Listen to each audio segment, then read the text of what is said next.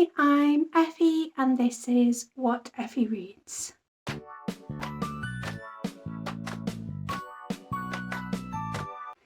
I'm in a little bit of a different location today as I'm filming a haul and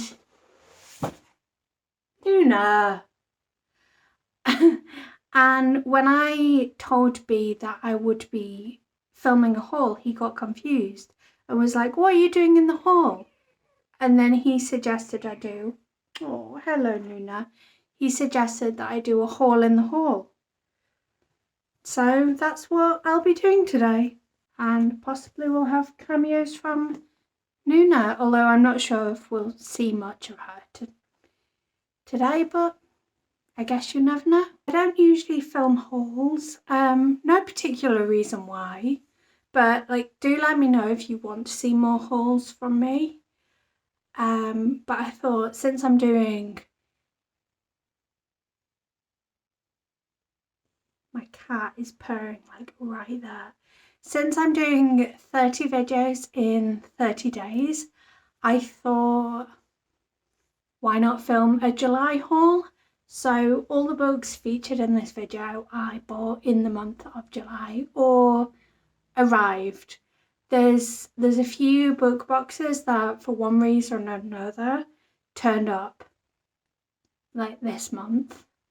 So it's just ended up that I've had quite a few books this month. These are going to be in no particular order because I'm chaotic. So let's start with, I've got an Illumicrate one here and it is a chunk. So I think this is the Illumicrate from Blood and Ash. So it's this one. I don't know much about it. I think it features vampires, but beyond that I don't know too much.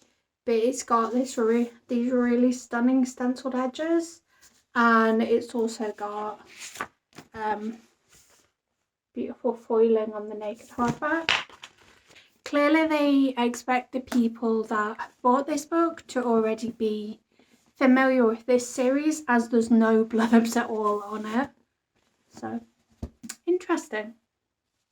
And then I've got a Fairy Loot one. And this was, I think this was the June book. So it is Fire with Fire. It has got bright yellow sprayed edges and naked hardback. I mean, I think at this point it's unusual to get a book in a book subscription box that doesn't have a beautiful naked hardback. It's just kind of expected at this point. And I think even books that you aren't getting in subscription boxes tend to have beautiful naked hardbacks now. I think I'm just going to go through all of the subscription box books first. And then we've got The Wolf and the Woodsman, and again, stenciled edges. And I think this was the June Illumicrate, and got this lovely naked hardback. And then we've got the July Illumicrate, which was She Who Became the Sun, and surprising no one, it has a naked hardback and it has beautiful stenciled edges. I wonder if it'll ever get to the point where stenciled edges are so common that I'm less excited. I can't imagine that happening, but I don't know, it's becoming so commonplace for books to have stenciled edges and beautiful naked hardbacks. It's almost like it's expected. And then this one is from Fairy Loot, but I actually bought it as part of the past item sale. And it is a River of Royal Blood. I think this one doesn't. No, this one doesn't have a naked hardback, and it's got black sprayed edges. I don't know what to think of it, as it's one of the few past item sale items that Fairy Loot have still got available in the Fairy Trove. But it sounded pretty good, so hopefully I enjoy it. The final two book subscription box books were from Queer Book Box, and this one I think is the April one. There was a whole thing, but Queer Book Box were really good about it. So it's All Men Want to Know, and then the July Queer Book Box was How Much of These Hills is Gold, and I absolutely love this cover. Like, it's such a beautiful green with the gold foiling. On to all the other books that I got in the month of July, because I simply can't help myself, apparently. You've probably already seen me talk about this one, but Cheshire Crossing. It ended up being like, for a week I read like as many Peter Pan books as I could, and I thought this would be something a bit different. It's a graphic novel, and it's basically, you've got Wendy, Dorothy and Alice after they return from their respective worlds, and kind of the lasting impact that it has on them, and the fact that they now have these kind of superpowers almost. And I really, really enjoyed it. It wasn't like, I guess I went into it like not expecting it to be like, knowing that it was these three girls, I didn't expect it to be very Peter Pan, and it wasn't, but we did get a good flavour of Peter Pan within it. Much in this, like, I think it was fairly equal between the three. So it was very enjoyable. And this one kind of came as a surprise to me. So I read the selection because I needed to read a book that featured a tournament, and it needed to be an ebook. And it just so happened that Amazon has the selection on Kindle Unlimited. So I picked it up, really enjoyed it, and I was like, oh, I'll get the box set then. Hopefully I enjoy it. It feels like a risk, but also I think it was only like £12.50 for these 5 books. So it's not like I'm spending a horrendous amount of money to get them. This book arrived in July. It was a pre-order, and it's one of my most anticipated reads of the year. And it's Cultish by Amanda Montell. It's a non-fiction where she explores cults, as you might expect. But it also dives into things that you might not necessarily think of as being culty. So yeah, Amanda Montell wrote Word Slut, which I absolutely loved. So I was desperate to get my hands on Cultish, and it only came out in the UK at the end of July. So I was a bit like, oh, I need to read it now, but can't get my hands on it. So I'm so excited to read this at some point soon. And annoyingly, I injured my hand in July, so I couldn't read it immediately. And now my August TBR is quite long, so hopefully I'll get to it soon. I think it's one of those that I'll probably end up prioritising though. This next book is one that kind of made me a little bit upset. Not the book itself, but the story behind it. So I've got a copy of The Near Witch by V. Schwab, and I saw that Forbidden Planet had this beautiful stenciled edges edition. So I decided that I would get it. And I also ordered the hardback as well, because I prefer hardbacks, and also it wasn't clear from the description if they actually contained different material. And then this edition arrived and no stenciled edges. And when I contacted Forbidden Planet, they basically said there was a mix-up. They can't give me the stenciled edges edition, but I can have this one for free. So it's like, disappointing, but free book. I think most of the remaining books I bought in a single day. The next book that I've got is Blackout. And it has these really cool stenciled edges, and it's like purple sprayed edges on the top and bottom. And it's basically 6 interconnected love stories that take place in New York during a blackout. And I'm really, really excited and intrigued to read it because they all like connect to one another, and I believe they're quite diverse. And I think it's quite quick. Not quick, sorry, quite short. So if you don't include the acknowledgements and the additional material, it's exactly 250 pages. And because I attended a Waterstones event, I also got a cool little bookmark, and I got an art print, which I presume is all of the characters, which is pretty funky. So July was, I'm guessing I missed my cat going behind me.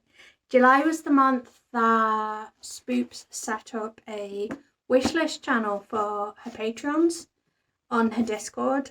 And someone sent me something from my wish list.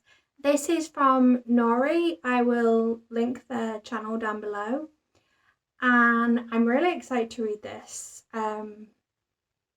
They suggested maybe we do a buddy read, so hopefully I can organise that because I'm really intrigued by it.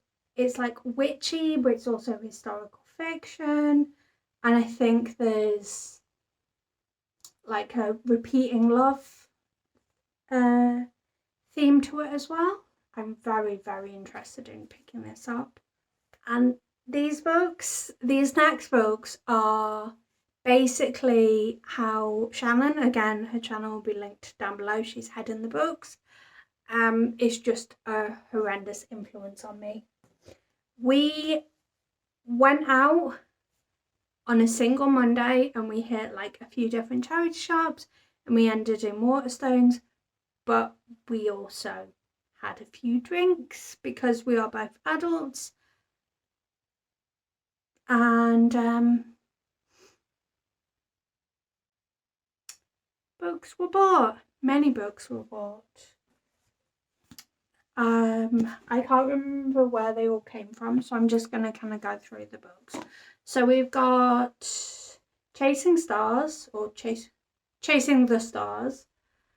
And this book, I mean, honestly, I picked it up because it was so beautiful. And then I read the blurb and it sounds like it's kind of like YA sci-fi, maybe a little bit of a romance in it, I'm not sure. So I'm really, really intrigued, and obviously this is the same author who wrote Noughts and Crosses, which I remember reading as a teen and thoroughly enjoying, although I never actually finished the series. So at some point I need to get my copies of the Noughts and Crosses series because it's still all at my parents'. I'm terrible for not moving all my library up yet. Yeah, at some point I need to bring all my Noughts and Crosses books up so I can reread the books I have read and then finish the rest of the series. I picked up a copy of Soulbinder, which is completely random because the only other book in this series is Spellslinger, but I've kind of decided that I'm going to slowly try and collect all the sprayed edges ones. It looks like they're fairly easy to come by, but I kind of see it as kismet.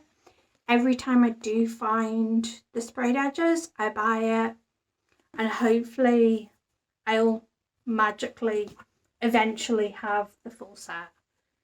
And then we've got Girl 11, which was very much an impulse purchase. I can't remember if I was fancying crime or a thriller or something, but the description of this kind of gave me Sadie vibes in that I think it uses a podcast.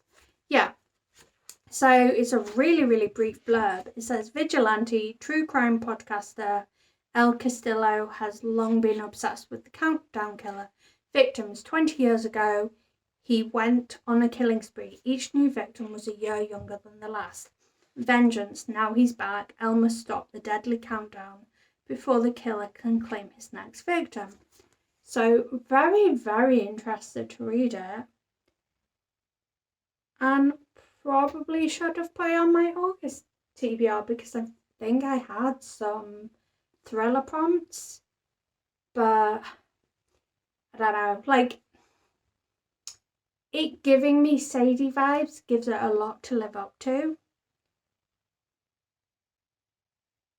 But hopefully, and also it's got French flaps, which you don't see very often. This one I am completely blaming Spoops for.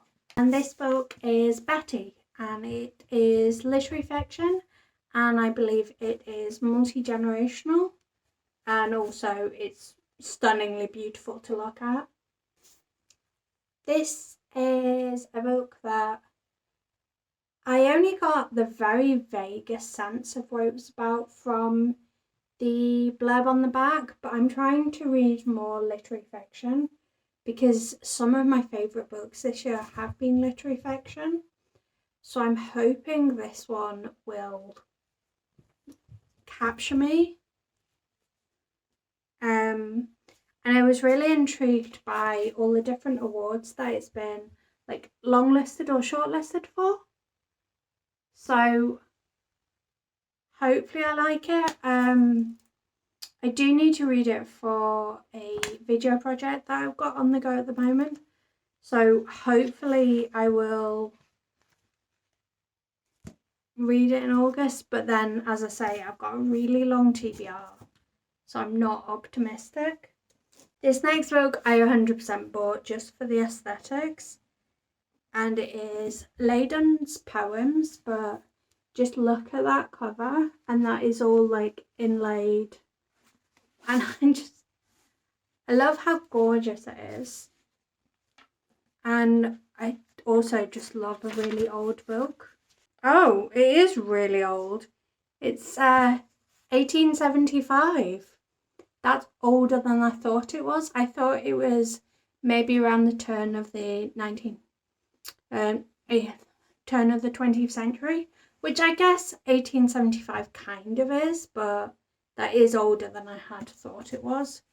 And then we've got the House with the Chicken Legs, which like I've seen Gav from How to Train Your Gavin talk about multiple times, and he speaks about it so passionately. I really wanted to pick it up, and also I think he kind of often talks about it with When Life Gives You Mangoes, and I really enjoyed. Oh, that's my cat scampering away. I really enjoyed When Life Gives You Mangoes, so if it's anything like that, I'm going to absolutely adore it. Welcome to the Night Vale is a book that I feel like when it first came out, everyone was obsessed with, and I don't know very much about, but I'm interested because people were so obsessed, so I want to know what got people so hyped. This is a book that I've contemplated buying multiple times. It's from the author of An American Marriage, which I really enjoyed. It wasn't an easy read, but it was very well crafted. And I am just really intrigued to read Silver Sparrow. Skullduggery Pleasant. Again, I'm going to blame Spoops for this one because I've seen her talk about it and I'm really intrigued. Although I am a bit intimidated to be starting a series that I know is really long. But then I think I also read the blurb and thought that it sounded up my alley.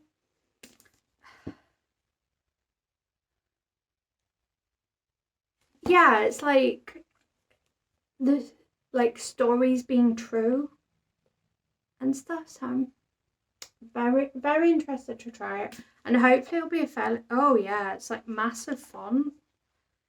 Yeah, so I think it'll probably be a quick read whenever I pick it up. For some reason I picked up the third book in the Three Dark Crowns series when I don't even own the second book and haven't read the first. But I think it was only like £1, and I was like, well, if I do like Three Dark Crowns, at least I've got it. And if I don't like it, it's only £1. So that's that. And then the final one in this pile, but not the final one of the books, is The Day of the Triffids. I own and love the chrysalids. So when I saw this, I thought, yep, let's get The Day of the Triffids. I've heard it's really, really freaky. I think I've read it in the past, but I could be wrong. And I love these editions as well. I think my copy of the chrysalids is the same kind of edition. In fact, I will go grab it.